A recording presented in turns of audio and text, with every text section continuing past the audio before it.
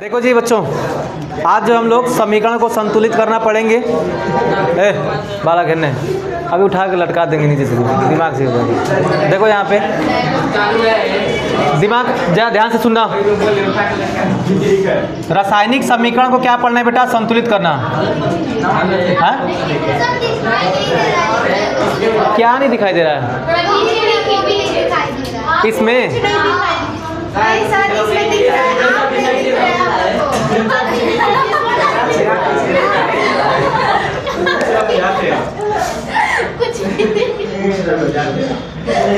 अब ठीक है, ठीक है, चलो अब ठीक है ना बेटा? शांत रहो, थोड़ा सा ना कल से जगह बना लेना, थोड़ा इसको पीछे पीछे कर लेना, ठीक है? चलिए देखिए यहाँ पे आप सही आ रहा है जी। रासायनिक समीकरण को क्या करना है बेटा? रासायनिक समीकरण को संतुलित करना है ना, संतुलित करना है। जरा ध्यान से सुनना। अभी तक मैंने कल आपको एक चीज़ बताई थी, जानते हो क्या?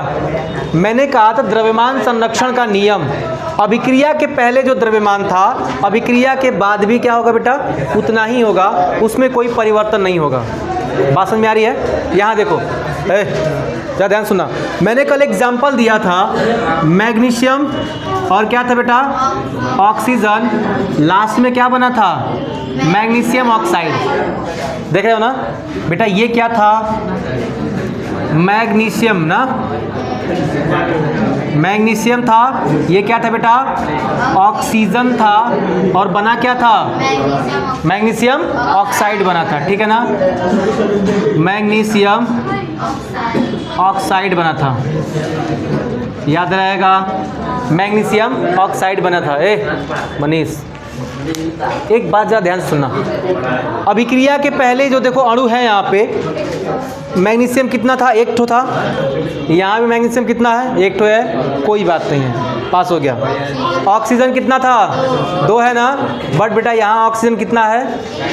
1 है ना? जब ऑक्सीजन यहाँ 2 है, यहाँ ऑक्सीजन 1 है, तो कैसे काम चलेगा? दोनों तरफ उतना ही होना चाहिए, ठीक है ना? अगर इधर 2 है ऑक्सीजन तो इधर भी 2 होना चाहिए। एक ऑक्सीजन गया कहाँ? जबकि मैंने आपको बताया था कि परमाणुओं का कभी विनाश नहीं होता है। न तो तुम परमाणु उत्पन्न कर सकते हो, न परमाणु का विनाश कर सकते हो। अगर यहाँ परमाणु सम्मिलित हुआ था तो तुमको यहाँ भी दिखेगा, बट यहाँ परमाणु क्या हो रहा है बेटा? दिख रहा है क्या? बताओ, कहीं दिख रहा है जी? जब परमाणु नहीं दिख रहा है मेरे भाई, तो क्या करोगे? एक ऑक्सीजन गायब है, बैलेंस तो करना पड़ेगा तुमको, है ना? आओ बैलेंस करते हैं। तुम कहोगे सर जी यहाँ पे अगर 2 लगा दें तो क्या हो जाएगा? 2 ऑक्सीजन हो जाएगा। मैं कहूँगा बेटा 2 ऑक्सीजन तो तुमने कर दिया, बट 2 मैग्नीशियम भी तो हो गया। लेकिन इन्हें कितना है? एक ही मैग्नीशियम है। कहोगे सर जी कोनो दिक्कत नहीं, यहाँ भी 2 लगा देंगे। क्या हो गया? 2 मैग्नीशियम इधर हो गया, 2 मैग्नीशियम इधर हो गया, 2 ऑक्सीजन इधर हो गए और 2 ऑक्सीजन इधर हो गए। अब बैलेंस हुआ कि नहीं हुआ? बताओ जरा, बैलेंस हुआ कि नहीं हुआ? शांत रहो। मैंने क्या कहा? यहाँ पे आराम से बैलेंस हो गए हैं। 2H और H2 के क्या? 2H कहाँ कह रहे हो बेटा? सुनो सुनो, यहाँ पे ये कह रहा है कि 2 मोल हैं हाइड्रोजन। ये क्या कह रहा है बेटा? ये क्वांटिटी बताता है। जैसे कि मान लो मैं कहूँ, सुनो एक मिनट शांत रहो। मैंने ये कहा कि मान लेते हैं कि एक लड़का, मान ले मनीष गया अपने ब्याह में, मतलब अपने नहीं भैया के ब्याह में गया। मनीष अब भैया के ब्याह में गया, 10 गो पूड़ी खा गया। समझो जरा, 1 मिनट। ये 10 क्या दिखा रहा है? ये 10 क्या दिखा रहा है? पूड़ी की संख्या दिखा रही है ना? जो नंबर होता है हमेशा क्या दिखाता है बेटा? संख्या दिखाता है ना? यहाँ भी क्या हो रहा है? हाइड्रोजन की संख्या ही दिखाता है वो, ठीक है ना? कितने हाइड्रोजन उसमें सम्मिलित हुए हैं। बट जो आप H2 देखते हो ना, तो H2 के लिए मैं थोड़ा सा आगे जब चौथे चैप्टर में पढ़ेंगे हम लोग, तो वहाँ देखेंगे हाइड्रोजन के पास क्या होता है बेटा? एक ही, उसके बाहर कोश में क्या होता है बेटा? एक ही इलेक्ट्रॉन होता है। और इसके बाह्य कोश को पूर्ण रूप से भरने के लिए क्या करना पड़ता है? एक और हाइड्रोजन आना पड़ता है, क्योंकि आपको मैंने पढ़ाया था ना 2, 8 है ना, 18, 32 ऐसे करके भरते हैं।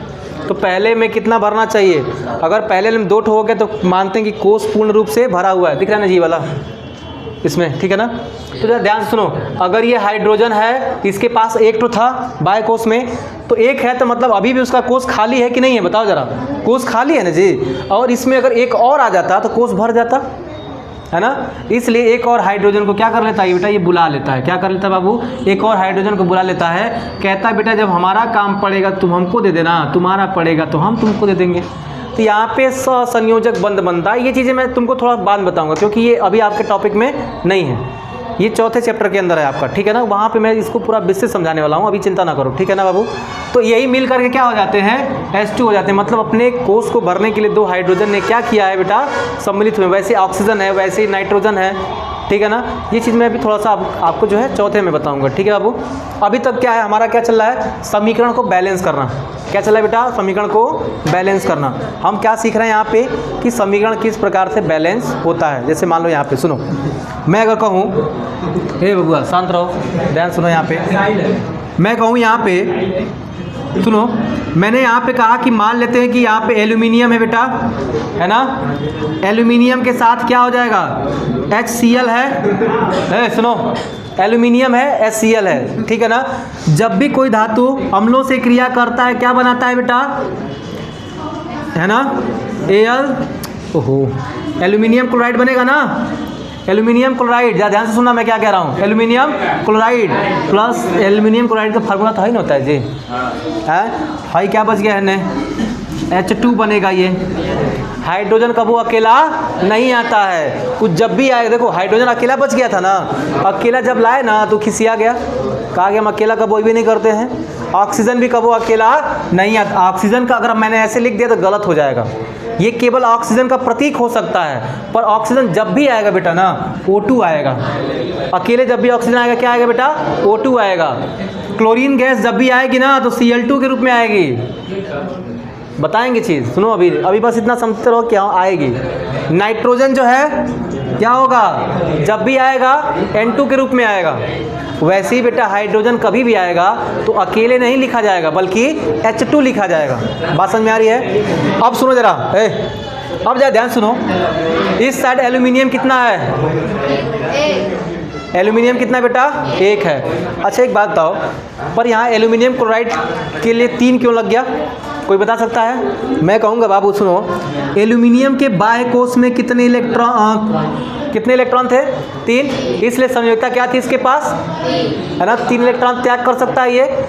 लेकिन क्लोरीन क्या है, 1 है ना जी, प्लस माइनस हमेशा संयोग करते हैं। ये अपना 1 ठो दे देगा और ये अपना इसको 3 ठो दे देगा। समझ में आ रही बात? इसलिए जब इसने अपना 3 को दिया, यहाँ 3 लिख दिया, इसने जब अपना आवेश 1 दिया बेटा तो 1 लिखते नहीं है, हटा दो ऐसे ही। अब सुनो यहाँ पे एल्यूमिनियम कितना है, यहाँ पे 1 ठो है, इस साइड भी 1 ठो होना चाहिए, बराबर है। हाइड्रोजन का को है, इधर कितना है, 2 है।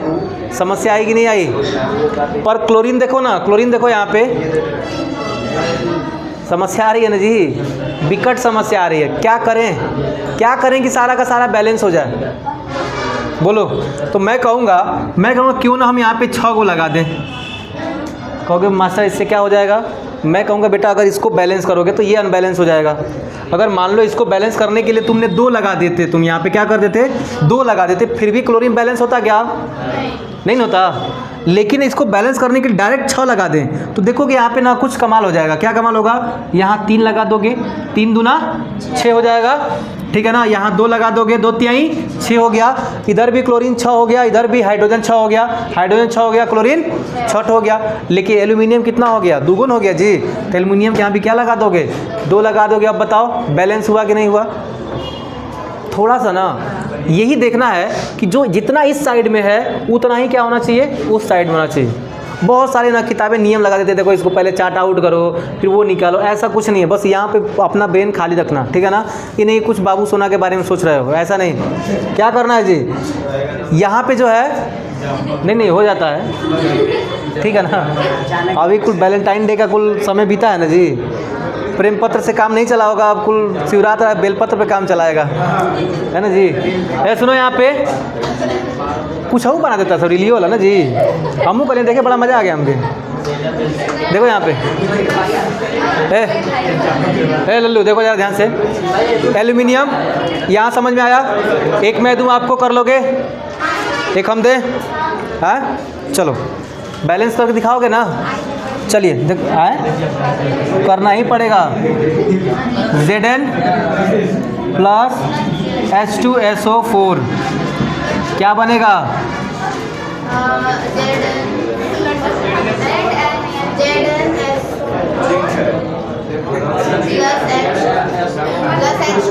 हाँ बताओ फटाफट आगे।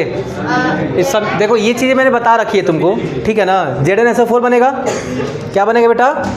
ZnSO4 प्लस H2 बन गया।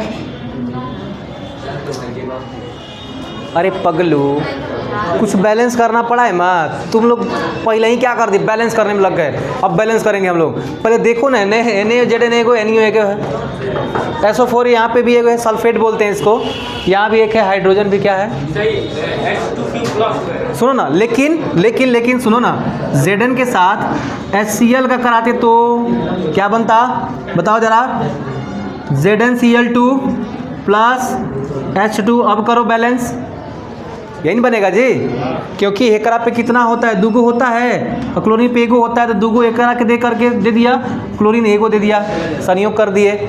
और फिर हाइड्रोजन जब अकेले जाएगा कहेगा ना हम अकेले नहीं जाएंगे, हम एगो अपना मित्र लेके आएंगे, तब भी रह पाएंगे, तो हमको डर लगता है, बुलाती मगर जाने का नहीं, यही लिए क्या है, इसने दो लोगों को ले लिया है ना जी, और हाइड्रोजन गैस बना दिया। देखो एक बात ध्यान देना, जब भी गैस बनता है ना बेटा, तो गैस को इस एरो से दिखाते हैं। जब भी गैस बनता है तो क्या दिखाते हैं बेटा? एरो से, मतलब गैस क्या होगा, निकलेगा, क्या होगा, निकलेगा, याद रहेगा?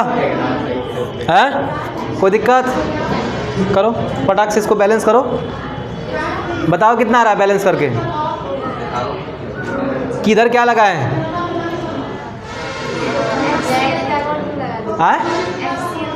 वेरी गुड, बहुत बढ़िया। देखो ये बच्ची क्या कर दी, 1 मिनट में पकड़ ली। इसका मतलब क्या है, इसने देखा कि Zn भी इधर क्या है, एक है, इधर एक है, लेकिन इधर Cl2 और H2 दो गो है, लेकिन एक गो है, बट इसने क्या कर दिया, यहाँ भी 2 लगा दिया, 2 हाइड्रोजन 2 क्लोरीन, यहाँ भी 2 क्लोरीन है और 2 हाइड्रोजन है। बैलेंस हुआ कि नहीं हुआ? देख रहे हो कितना सिंपल सा है बैलेंस करना, है? मज़ा आया? है बताओ, छापते जाओ थोड़ा देना बेटा, एक बार इसमें और कुछ एग्जाम्पल देख लें हम लोग। एक एग्जाम्पल और ले लें इसमें, हाँ जी चलो एक एग्जाम्पल और ले लेते हैं। मिटाएं क्या है कि छापोगे? लिख दो लिखो खटाखट लिखो।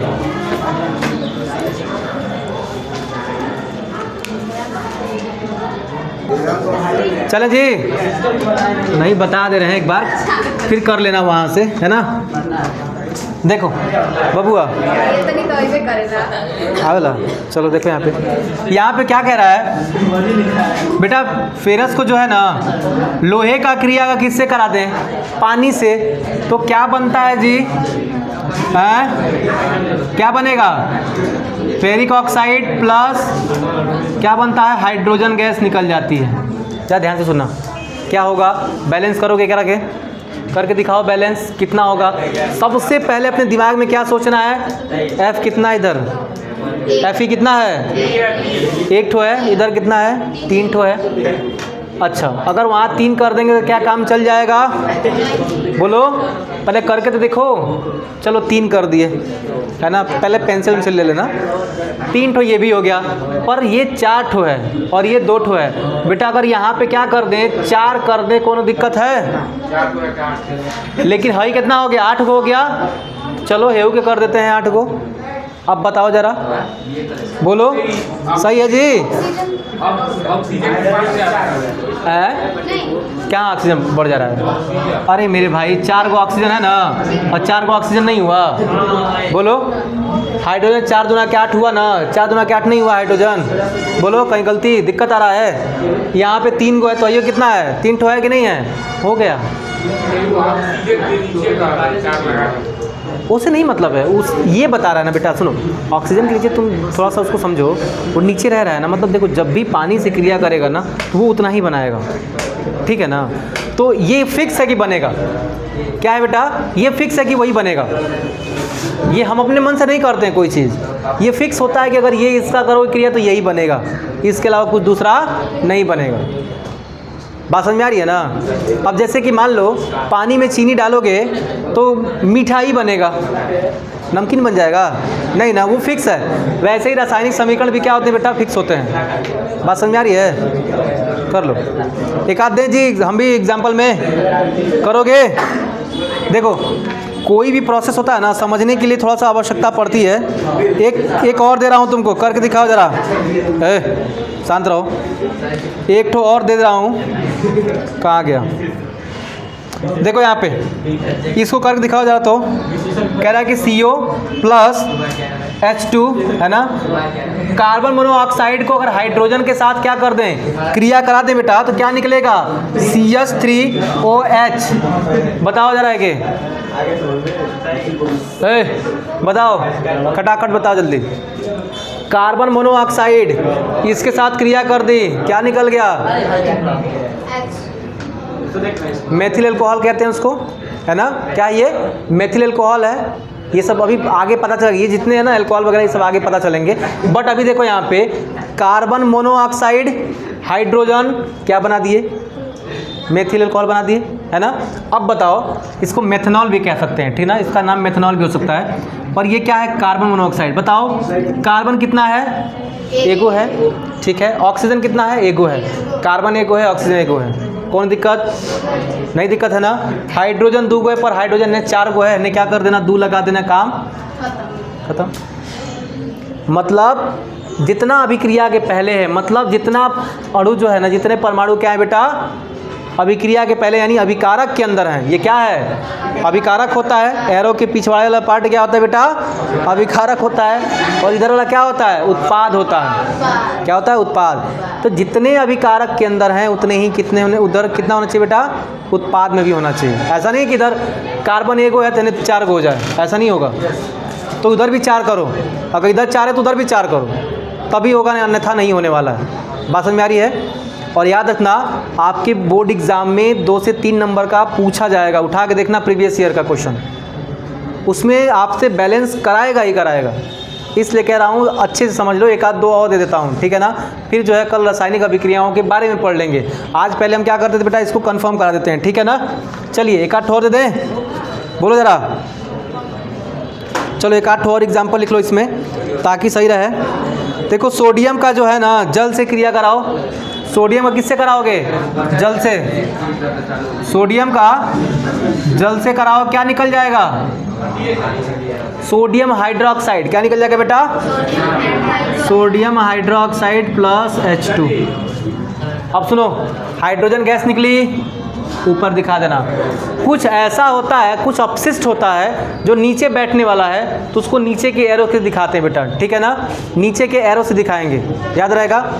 अब बताओ ज़रा, बैलेंस है ये, है तो बैलेंस करो, नहीं है तो करो बैलेंस करो जी बेटा। जल्दी जल्दी बताओ, जल्दी बताओ कितना होगा,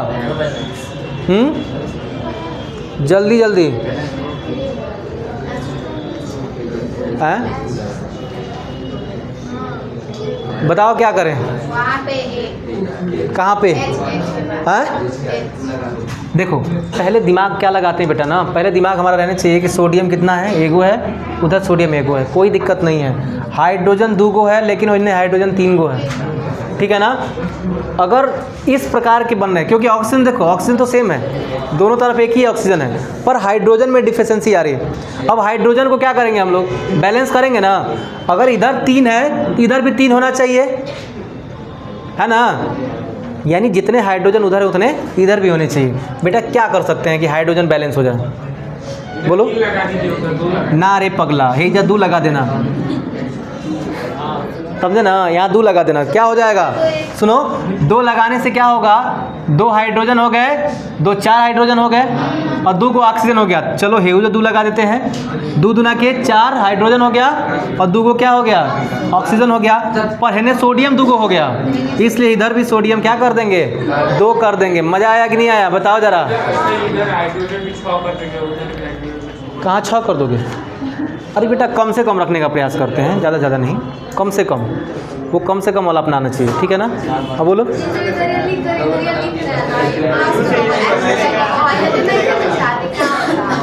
क्या चीज़ नहीं बुझा रहा है, ये वाला, ये बेटा समीकरण है, इनको तुमको याद करना पड़ेगा। मतलब ये है, अच्छा बताओ, घर ही जाती हो तो तुम क्या करती हो, आलू गोभी बनाती हो सब्जी, आलू गोभी का मान लो सब्जी बनाने का प्रयास करोगे, अगर तुम आलू गोभी मसाला ये सब डाली हो तो क्या लौकी का सब्जी बन जाएगा, बताओ। जो बनेगा बेटा वो फिक्स है। तो सुनो, यहाँ पे रासायनिक समीकरणों के अंदर बेटा ये फिक्स होता है, हमें याद करना पड़ता है, रट्टा मारना पड़ता है, समझे ना। कितना याद करेंगे, करना ही पड़ेगा, जितना तुम्हारे सिलेबस में है बेटा उसको करना पड़ेगा। इसीलिए कहते हैं ना, हिस्ट्री केमिस्ट्री बड़ी बेवफा, रात को रटो सुबह सब सफा, समझे ना जी। यही चीज़ें थोड़ा सा इसमें जो है समीकरण आपको याद करने ही पड़ेंगे, बाकी चीज़ें मैं समझाऊंगा, पर हाँ समझौता के द्वारा बनाया जाता है। देखो सुनो कैसे बना है ये, कौन, ये वाला, देखो क्या है ना, ये सुनो, ज़रूरी नहीं है कि वही नियम रहे, कोई ज़रूरी नहीं है कि उसी नियम से बनेगा जो तुम बता रहे हो, ठीक है ना। क्योंकि यहाँ देखो, हमें पता है कि कार्बन मोनोऑक्साइड गैस है और हाइड्रोजन भी क्या थी बेटा, यहाँ पे गैस है। 2 गैसें जब मिलती हैं तो कुछ अलग प्रभाव भी उत्पन्न कर सकती हैं। शांत रहो। 2 गैस, अभी आप इन्वायरमेंट में देखोगे ना, कभी कभी क्या होता है, 2 गैसें मिल जाती हैं ना तो अलग प्रभाव उत्पन्न करती हैं, ठीक है ना। जब भी 2 गैसें मिलेंगी क्या करेंगी बेटा, एक अलग ही प्रभाव उत्पन्न कर देंगी, ठीक है ना। उसी तरह से क्या है, याद देखो, कार्बन मोनोऑक्साइड कहाँ से निकलती है, जो गाड़ी वगैरह है ना, गाड़ी के धुओं में हमें यही मिलती है और यही हमारे हीमोग्लोबिन के अंदर घुसती है। हीमोग्लोबिन से क्रिया करके हमारे अंदर कैंसर नामक बीमारी भी उत्पन्न कर देती है, समझे ना। इधर क्या है, हाइड्रोजन गैस है, भविष्य का ईंधन कहते हैं हाइड्रोजन को। क्यों कहते हैं, क्योंकि अभी ईंधन ही है, क्योंकि अभी देखो हाइड्रोजन की आग लग जाएगी बेटा ना तो दिखाई ही नहीं देता है। मैंने बार बार कहा है ना कि हाइड्रोजन की आग किसी को दिखाई नहीं देती है और इसी वजह से जो है ना अभी इसको भविष्य का ईंधन ही माना गया है, जब तक वो आग दिखने वाली सब्सटेंस न मिल जाए। क्योंकि घर पे आप एलपीजी यूज करते हो ना, उस एलपीजी में क्या होता है, उस एलपीजी में जो महकता है ना वो एलपीजी नहीं महकता है बेटा। एलपीजी में ब्यूटेन और क्या होता है, प्रोपेन होता है, ब्यूटेन प्रोपेन का मिक्सअप होता है वो, और ये दोनों गंधशील गैसें नहीं हैं। फिर महकता क्या है। अब दिक्कत ये थी कि जिस समय कोई अभी गंधशील पदार्थ नहीं मिलाया गया था उस समय उसको भी भविष्य का ईंधन माना जाता था कि कैसे यूज़ करेंगे। कहीं मान लो गैस लीक कर रहा होगा, पता नहीं चलेगा किसी को, गैस दिखता है वो नहीं ना, पता चलता किसी को नहीं चलता। इसीलिए उसमें एथिल मार्केप्टन मिलाया गया। सिलेंडर में क्या मिलाया गया बेटा, एथिल मार्केप्टन मिलाया गया उन ब्यूटेन और प्रोपेन के साथ, ताकि क्या हो सके कि जब भी गैस लीक करेगी तो एथिल मार्केप्टन भी क्या होगा, लीक करेगा और वो बहुत ही गंधशील रहती है। और जो महकता हमें ना वो गैस हमारा नहीं महकता है, वो एथिल मार्केप्टन महकता है बेटा। और इसी वजह से, उसी की वजह से हम जान पाते हैं कि गैस हमारा लीक कर रहा है और तुरंत जाके बंद करते हैं रेगुलेटर। बट हाइड्रोजन के पास, हाइड्रोजन का आग, मान लो आग यहाँ लग गया, मान लो हाइड्रोजन का आग यहाँ लगा है पर दिख भी नहीं करेगा, आग लगा है। अब मान लो कि लल्लू बुचिया क्या करे, साइकिल चलाते हुए घुस जाए वही में, पता चल गया गई, दहेजे बच गया बाबूजी का, है ना जी, है ना। तो अभी इसीलिए जो है इसको भविष्य का ईंधन कहते हैं। सुनो यहाँ पे, हाइड्रोजन को भविष्य का ईंधन इसीलिए कहते हैं क्योंकि हाइड्रोजन की आग दिखाई नहीं पड़ती है, और अगर उसमें से तुम पता नहीं चलेगा ये आग लगा हाइड्रोजन का, घुस जाओगे तो कैसे पता चलेगा? पगली यही तो खोज हो रहा है, कैसे पता चलेगा, नहीं तो उसको ईंधन नहीं बना देते। देखो लोले है लड़की है उसी वही तो खोज चल रहा है बिटिया, कि खोजवा हो जाएगा तो क्या कर देंगे, ठीक है ना। लेकिन अभी भी इसको सुरक्षित रूप से हम यूज कर रहे हैं बसों के अंदर। कभी कभी हाइड्रोजन बसें चल रही हैं, कई शहरों में चलना स्टार्ट हो गई हैं, बट उनको हम क्या कर रहे हैं बेटा ना, थोड़ा सा कंसाइज करके ही चला रहे हैं। कुछ होमवर्क मैं तुमको लिख के दे रहा हूँ, ठीक है ना। दो गैसें मिलेंगी बेटा, एक अलग प्रभाव उत्पन्न होगा, ठीक है ना। यहाँ पे फेरस है, पानी के साथ क्रिया करेगा, फेरिक ऑक्साइड बनाएगा, ठीक है ना, ठीक है ना। कभी लोहा देखियो, कभी पानी के संपर्क में आता है कभी कभी, और पानी और नमी दोनों के संपर्क में आए तो क्या होता है, लोहे पे जंग लग जाता है, वही घटना है, ठीक है ना, जंग लगने वाली घटना है। देखो क्या होता है, यहाँ से क्या है, ऑक्सीजन के साथ क्रिया करेगा, ठीक है ना। हाइड्रोजन से लोहे का कोनो मतलब नहीं है, याद रखना। लोहे का हाइड्रोजन से कोई भी मतलब नहीं है। लोहा पानी के संपर्क में आया और यहाँ क्या हो गया, यहाँ नमी उसको मिल गई। देखो नमी नहीं मिली तो क्रिया नहीं होगा। मैंने कहा था ना कि अगर आप चाय पत्ती चीनी सब डाल के छोड़ दो तो चाय बन जाएगा। कब तक नहीं बनेगा, जब तक गैस नहीं जलाओगे, जब तक हीट नहीं मिलेगा उसको। वैसे ही जो है लोहा अगर पानी के साथ अगर संपर्क में आ रहा है, जब तक उसको नमी नहीं मिलेगा, मतलब कहते हैं ना कि देखो सॉरी ऑक्सीजन के संपर्क में आ रहा है लेकिन नमी नहीं मिला तो क्या हो जाएगा। देखिए ना, लोहे के ऊपर हमेशा लोहे को ढक के रखते हैं हम लोग ताकि जो है उसके ऊपर पानी का एक टुकड़ा ना आए, क्योंकि इन्वायरमेंट में अंदर क्या है, ऑक्सीजन तो है ही, और वो जो पानी आ गया उसके साथ तो ऑक्सीजन से क्या कर लेगा, क्रिया कर लेगा, और ऑक्सीजन से क्रिया किया मतलब जंग लग जाएगा, है ना। वायुमंडल में क्यों आग लगेगा, इसीलिए कह रहा हूँ ना, वायुमंडल में क्या होता है। देखो लोहे पे अगर हमारी छड़ें क्या है, हमारी छड़ें ऐसे छत पे रहती है ना, उसमें जंग क्यों लग जाता है, हमारी छड़ पे जंग इसलिए लगता है क्योंकि वायुमंडल की नमी होती है, उसी कारण लग जाता है। ऑक्सीजन में नमी भी इसीलिए तो छड़ में लग जाता है जंग बेटा, नहीं तो नहीं लगती जंग।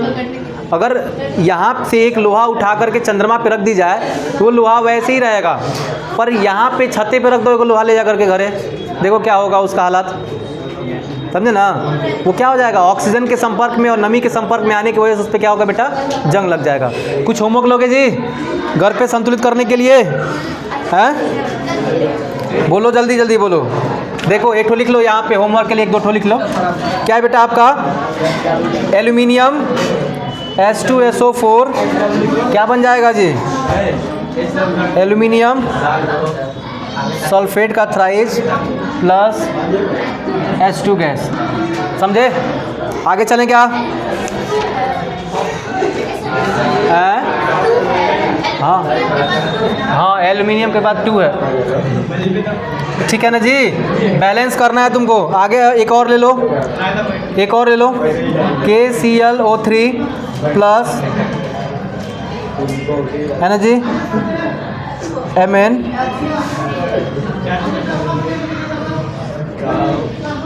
देखो KClO3 जो है इसकी उपस्थिति में क्या बनाता है बेटा, ये बनाएगा। ये दो समीकरण मैं आपको होमवर्क में दे रहा हूँ, बना के दिखाओगे, है ना जी। ये दो समीकरण क्या है बेटा, आपको होमवर्क में है, बना के दिखाओगे। समीकरण संतुलन करना जो है आपको समझ में आ चुका है, जितना उस साइड में उतना इधर भी होना चाहिए, जितना उधर भी उतना भी उधर होना चाहिए, ठीक है। क्या हुआ, कह रहा है ना कि इसकी उपस्थिति में ये नहीं रहेगा तो नहीं बनेगा ये, इससे कोई मतलब नहीं, ठीक है ना। ना बस इससे मतलब रखना है, संतुलन में केवल यही मतलब रखेगा, ठीक है ना, कि उधर कितना पोटेशियम है, इधर कितना है, उधर कितना क्लोरीन है, उधर कितना है, ऑक्सीजन कितना, उधर कितना है। बस इसी के आधार पर तुमको क्या करना पड़ेगा, ये दो ठो आप करके लाओगे, ठीक है ना। कल जो रासायनिक अभिक्रियाओं के बारे में पढ़ेंगे, किसके बारे में पढ़ेंगे, कुछ महत्वपूर्ण रासायनिक अभिक्रियाओं के बारे में पढ़ेंगे। संतुलन करने से देखो, जो भी संतुलित करने का क्वेश्चन है बेटा आपके बोर्ड एग्जाम में पूछा जाता है, इसलिए कह रहा हूँ कि वहाँ ज़्यादा टाइम ना खाते हुए फटाफट कर दोगे, प्रैक्टिस में रहोगे तब, अन्यथा नहीं हो पाएगी, ठीक है बाबू। चले रहने दे, बोलो फिर मिलेंगे रासायनिक अभिक्रियाओं के लिए, ठीक है बाबू, चलिए।